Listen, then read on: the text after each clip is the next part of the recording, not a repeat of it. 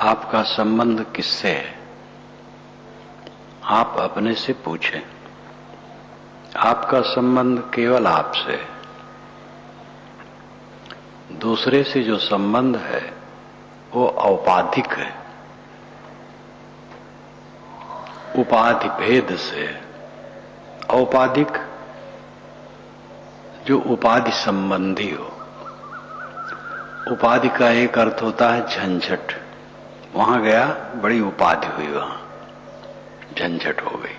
उपाधि का मुख्य अर्थ है छद्मवेश, नकलीपन। संबंध से उपाधि उत्पन्न होती है। जितना संबंध है सब औपाधिक है, जुड़ा हुआ है, नकली है, अस्थिर है, स्थिर नहीं, चंचल है।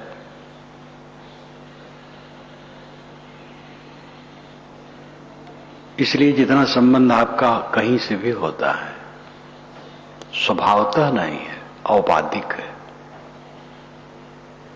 नकली है, क्षणिक है। मैं याद करता हूं पिछले जीवन को, तो बिना समाधि की समाधि हो जाती। जब से होश में आया कितने लोग मिले। मां का परिचय प्रथम है और उसके पश्चात पिता का, घर द्वार का। वो सब कुछ नहीं रहा, ना मां रही ना पिता रहा। वो घर भी बदल गया, दूसरे ढंग का हो गया। उस समय के सगे संबंधियों में 90-95% नहीं रहे। मित्रों में साधु मार्ग में आया, जहां जहां गया, जहां जहां बसा, भ्रमण में, वो सब स्वप्न है। हमारे गुरु जी नहीं रहे, हमारे गुरु भाइयों का बड़ा दल नहीं रहा, एक दो बचे। अपने माने गए शरीर की अवस्था नहीं रही, सब भागा जा रहा। यहां पर 25-30 वर्षों से आना हुआ। इधर जब पहली बार मुझे एक व्यक्ति लाया तो यहां से और पहले ही मैंने कहा तो बहुत इंटीरियर है, लौट गया। 1000 रुपया बिस्साऊ कह रहे थे और हमारे साथी गुरुप्रसाद मदन एडवोकेट, ये ज्यादा है, 8 सुन दो। हम लोग कहीं इंटीरियर है, बहुत दूर है, ठीक नहीं। वो सब स्वप्न हो गया। जब यहां जमीन खरीदी गई, एक ब्रह्मचारी ने कहा गुस्सा में, क्या वहां लेकर के सब जाकर के दूर, बहुत खराब हुआ। मैंने कहा धीरे धीरे पता लगेगा, ठीक हुआ। तो हंसने लगा। सब भागा जा रहा है। मेरा संबंध किससे? मेरा संबंध मेरे से। इसलिए व्यवहार है, व्यवहार विवेक पूर्वक करो। अब अपने में लौटो, बारंबार अपने में लौटो, अपने मन को खींच करके अपने में लीन करो। प्रतिक्रिया में न रहो, किसी की प्रतिक्रिया में न रहो। अनुकूल और प्रतिकूल दोनों में प्रतिक्रिया होती है। निर्मल मन में अनुकूल के प्रति मोह नहीं होता है, प्रतिकूल के प्रति वैर नहीं होता है, सब निर्विकार भाव से सह लिया जाता है। प्रतिकूल में इतना ही होता है कि जिसको सुधारा न जा सके उससे एकदम दूर हो जाया जाता है। इसकी बड़ी जरूरत है, और जो सुधर सके वो अच्छा है। कुसंग से अपने आप को बहुत दूर रखना चाहिए। कुसंग बुद्धि भ्रष्ट कर देती है। इसलिए कुसंग से दूर शुद्ध संग वही है जहाँ से असंगता का बोध हो, असंग रहने की स्थिति की शक्ति प्राप्त हो, वो शुद्ध संग है। शुद्ध संग करी करी रहे निश्चय भाव सुदेश, टूटे बंधन जीव के छूटे जगत को देश। ये विशाल देव की वाणी है। शुद्ध संग करी करी रहे। साधक को चाहिए कि वो शुद्ध संग कर कर के रहे, कुसंग में न रहे। कुसंग से नुकसान होता है, मानसिकता बिगड़ जाती है। अगर समर्थ है व्यक्ति, उसकी मानसिकता नहीं बिगड़ती है, लेकिन साधना में अवरोध होता है। इसलिए कुसंग से हट करके रहना चाहिए। शुद्ध संग करी करी रहे, शुद्ध संग कर कर के रहे। निश्चय भाव स्वदेश, स्वदेश में निश्चय भाव, स्वदेश आत्मदेश। सब कुछ के त्याग के बाद क्या रहता है? अभी मैं विवेक चूड़ामणि प्रभास लिख रहा हूँ। पंचकोशों का वर्णन बड़ा लंबा है और बड़ा सरल है, बड़ा उपदेशक और मार्मिक है। पंचकोशों का निषेध कर दिया। अन्नमय कोश में नहीं हूँ, प्राणमय कोश में नहीं हूँ, मनोमय कोश में नहीं हूँ, विज्ञानमय कोश में नहीं हूँ, यानी बुद्धि में नहीं हूँ, आनंदमय कोश में नहीं हूँ, अनुकूल प्रिय वस्तु के मिलने पर आनंद आता है, ये मैं नहीं हूँ। शिष्य ने कहा, महाराज पांचों कोशों का अभाव कर देने के बाद तो सब शून्य हो गया, मैं किंकर्तव्य विमूढ़ हो गया, फिर आत्मा क्या रहा? तो उन्होंने कहा, गुरु ने कहा कि सब कुछ का अभाव कर देने वाला कौन है?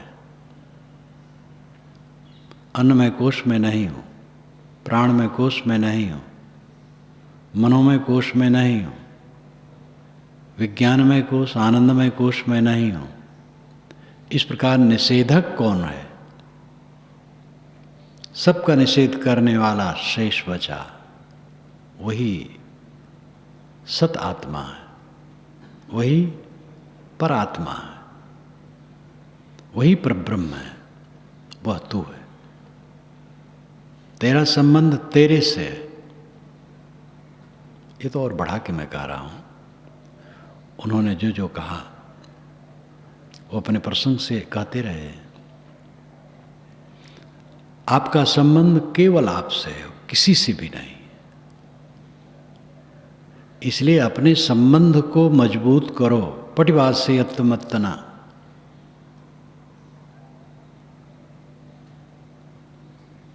अत्तना चोदयत्तानम पटिवासे अत्तमत्तना सोत्तगुत्तो सतिमा सुखम भिक्खु विहाहिस। एक गाथा है तथागत की। अत्तना चोदयत्तानम, अपने द्वारा अपने को प्रेरित करे, उत्साहित करे। जंजाल में फंसे हो, देह तुम्हारी नहीं है, प्राणी पदार्थ तुम्हारे नहीं है, कुछ भी तुम्हारा नहीं, एक कण तुम्हारा नहीं, और इसमें तुम उलझ गए हो। जगो, भ्रांति काटो, मोह छोड़ो, आत्म स्थित करो, सब कुछ भूल जाओ, अपने में डूब जाओ, अपने आप में स्थित हो जाओ। अत्तना चोदयत्तानम पटिवास्य अत्तमत्तना प्रतिवशयित आत्मानाम आत्मनः। ये संस्कृत में हो जाएगा। आत्मा द्वारा आत्मा में अच्छी तरह से बसो। प्रतिवशयित आत्मानाम आत्मनः, आत्मा द्वारा आत्मा में अच्छी तरह से बस जाओ। सो अत्तगुत्तो, वो अत्तगुप्त है। अत्त नाम आत्म, गुप्त, गुप्त नाम गुप्त, गुप्त नाम सुरक्षित, वो आत्म सुरक्षित है। आत्म सुरक्षित कौन है? जिसको आत्मा के अलावा सब कुछ से वितृष्णा है, और केवल आत्मा में अनुराग है। सारे अनात्म पदार्थों में वितृष्णा हुए बिना, सारे अनात्म दृश्य जगत से विरक्ति हुए बिना आत्मा में अनुरक्ति नहीं हो सकती है। बाहर की फांसी, बाहर का बंधन, बाहर का राग भीतर प्रविष्ट होने में भयंकर बैरियर है। अत्गुप्त आत्म सुरक्षित वह है जिसके हृदय चित्त में सबसे वितृष्णा हो गई। सो अत्गुप्तो सतिमा, सतिमा अस्मृतमान, वो जागरूक है, सावधान है।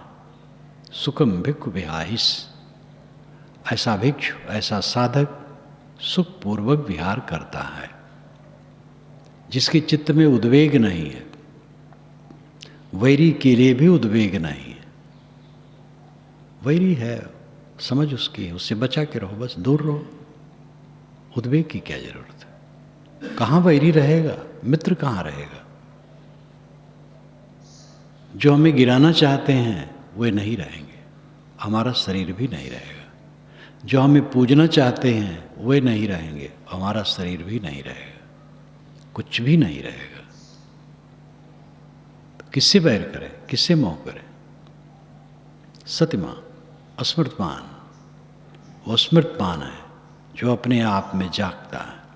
सुखम भिक्खु विहाइस, ऐसा मनुष्य सुखपूर्वक विहार करता है जिसके मन में कोई गांठ नहीं है, कोई उद्वेग नहीं है, कोई प्रतिक्रिया नहीं है, कोई अशांति नहीं है। वो सुख से जीता है, सुख से सोता है, सुख से जागता है, सुख से जीता है और सुख से मरता है। ऐसे व्यक्ति का जीवन ही सफल है। बहुत सरल रास्ता, बहुत सस्ता है, अत्यंत सस्ता और अत्यंत सरल। विनम्र हो जाओ, गुरु संतों के चरणों में विनम्र हो जाओ, सीखो, समझो। बनत बनत बन जाए पर रहे संत के द्वारे, मुर्दा हुए टरे नहीं टारे, लाख कहे समझाए। स्वान वृत्ति पावे सो खावे, रहे दृष्टि लौलाए। स्वान वृत्ति, स्वान को जो दे दो। स्वान वृत्ति का मतलब है स्वान के जीवन का आधार। कुत्ते के जीवन का आधार क्या है? कोई टुकड़ा दे दे, खा लिया, नहीं चुपचाप आंख मुदे बैठा है, लेटा है। स्वान वृत्ति पावे सो खावे, रहे दृष्टि लौलाए।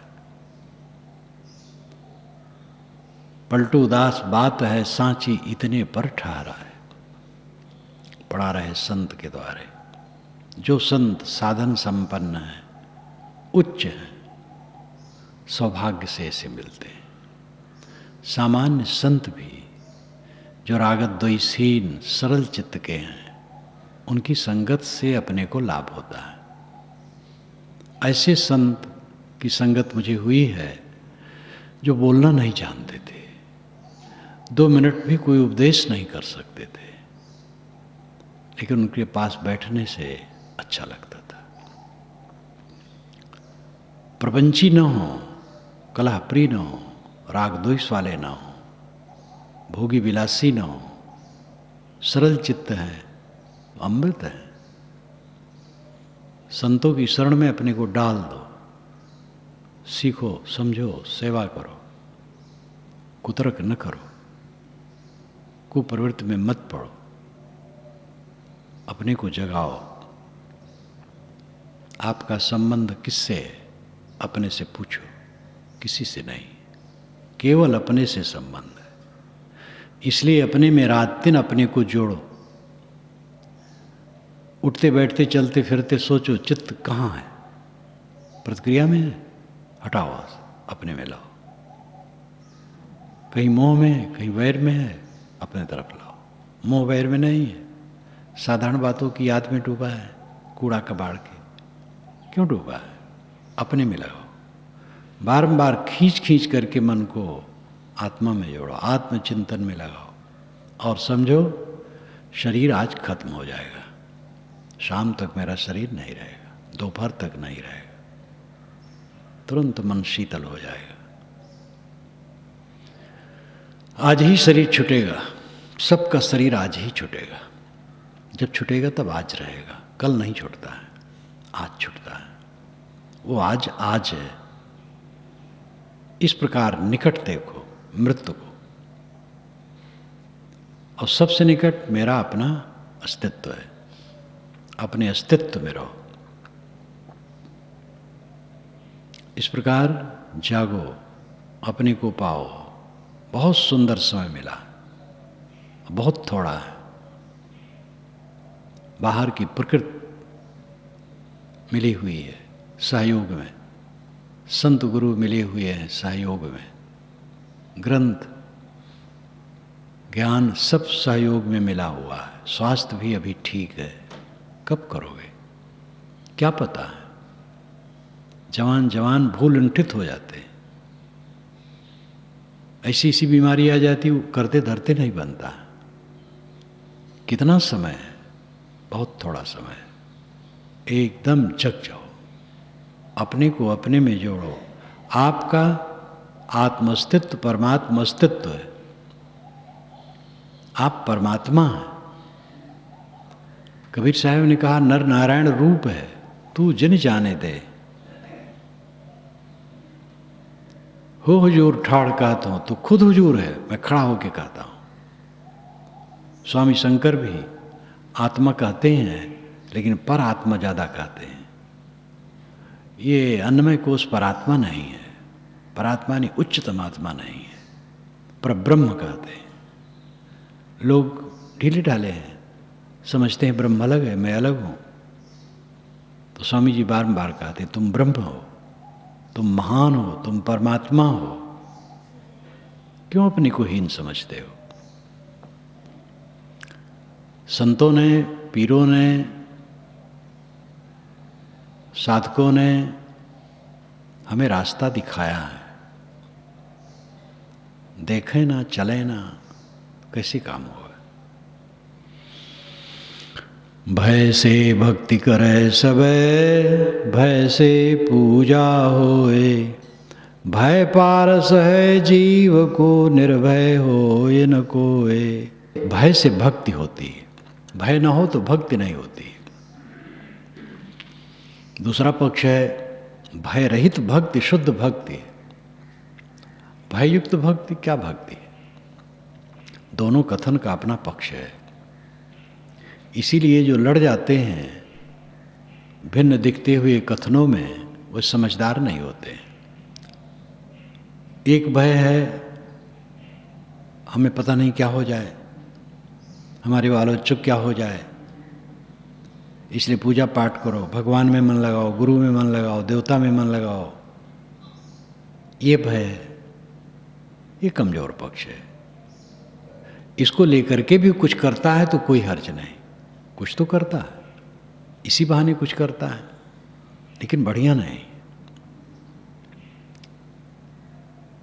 ये भवबंधन का भय, काम क्रोध लोभ मोह का भय, मेरे पीछे मन लगा है जो मुझे हरदम रौंदता रहता है, इसका भय। इंद्रियां कहाँ विचलित हो जाए, इसका भय। पता नहीं कुसंग पड़ जाए, क्या हो जाए, इसका भय। इसका भय रख करके भक्ति करें। जिनकी शरण में जाने से ये भय छूटने वाला हो, उनकी भक्ति करें। भय से भक्ति होती है।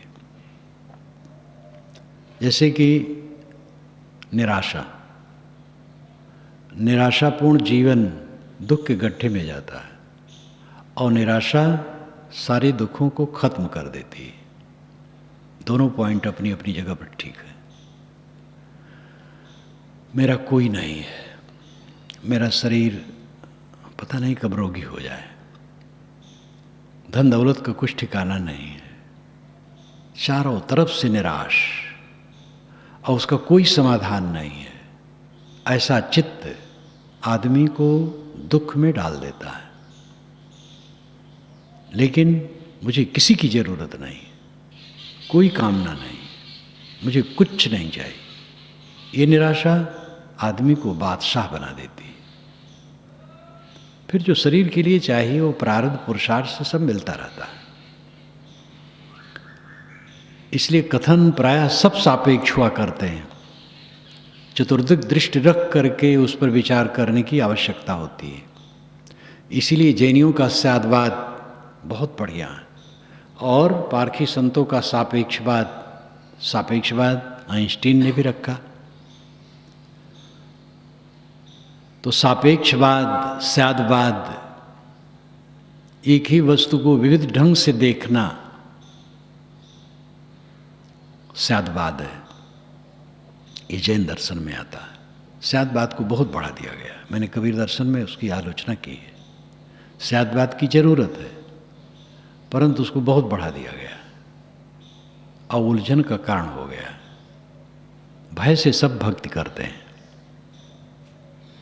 अब कौन सा भय है ये फर्क है। स्थूल पदार्थों की कामना से पूजा की जाती है कि निष्काम होने के लिए पूजा की जाती है, आत्म शांत के लिए पूजा की जाती है। दोनों बहुत फर्क है। भय से पूजा होए, भय पारस है जीव को, निर्भय होए न कोय। यहाँ साहब भय और डर कह करके शुद्ध अध्यात्म के विषय में प्रेरित करते हैं। तुम एकदम दुख के गड्ढे में पड़े हो, दुख के खाट में पड़े हो, किस चीज का अहंकार करते हो? कैसा गर्व है? अपने को उठाओ। भय पारस है जीव को, जीव के लिए भय पारस है। पारस तो कहीं नहीं होता है जिसमें लोहा छू करके सोना होता है, झूठ है। लेकिन बातों को समझाने के लिए अच्छा तरीका है। ये भय पारस है, पारस मणि है। भय नहीं रखोगे तो बिगड़ जाओगे। भय रखो, अपने मन पर सावधान रहो, इंद्रियों से सावधान रहो, गलत कामों से सावधान रहो, डरो, दुनिया में डर के चलो, आपसे कहीं कोई गलती न हो जाए। फिर विवेक से चलो, निर्भय रहो।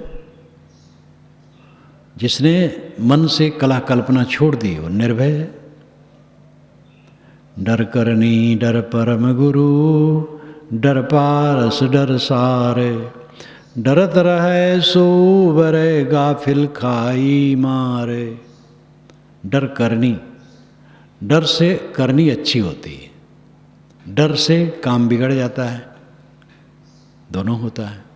लेकिन जो प्रसंग है वो प्रसंग यह है कि डर से करनी होती है। तुम डरते रहो पैर कहीं फिसल न जाए, मन में कुचिंतन ना आ जाए। मन में कुचिंतन, फलाने के लिए कुचिंतन आया, किसी की बुराई सोच रहे हो तो उसका तो नुकसान होगा नहीं, आपका मन खराब हो जाएगा। उसका नुकसान उसके अंदर की बुराई से होगा, आपके सोचने से नहीं होगा। कितना बड़ा नुकसान अपना हुआ। दूसरे व्यक्ति में कितनी बुराई है उसको सोच सोच करके हम मन खराब कर डाले, और उसमें बुराई है तो उसका नुकसान होगा, भलाई है तो उसका हित होगा। उसमें जो निवारण कर सको, सुधार सको, सहयोग कर सको वो करो। लेकिन अपने मन में सोचो कि बुराई किसी की, मन खराब होगा। वाणी अशुद्ध बोलोगे मन खराब होगा, वाणी भी खराब हुई। इंद्रियों से खराब कर्म करोगे, इंद्रियां विकृत हुई और मन पर प्रभाव होगा। इसलिए डरते रहो, डर से करनी होती है। और डर परम गुरु, साहब कहते डर परम गुरु है। डर ही परम गुरु हो गया। अपनी भूलें गुरु बन जाती हैं अगर सावधान है तो। मूर्ख आदमी ठोकर खाता है, फिर खाता है, फिर खाता है, जीवन भर खाते रहता है। लेकिन जो मूर्ख नहीं है, थोड़े समय के लिए मूर्ख बना, वो जग जाता है। अब ऐसी गलती कभी न होगी, ऐसे कुसंग में कभी न पड़ेंगे, ऐसी कुबुद्धि वालों की संगत कभी नहीं करेंगे। तो इस प्रकार जो डरता रहता है वो उबरता है। गाफिल खाई मार, असावधान आदमी मार खाता है।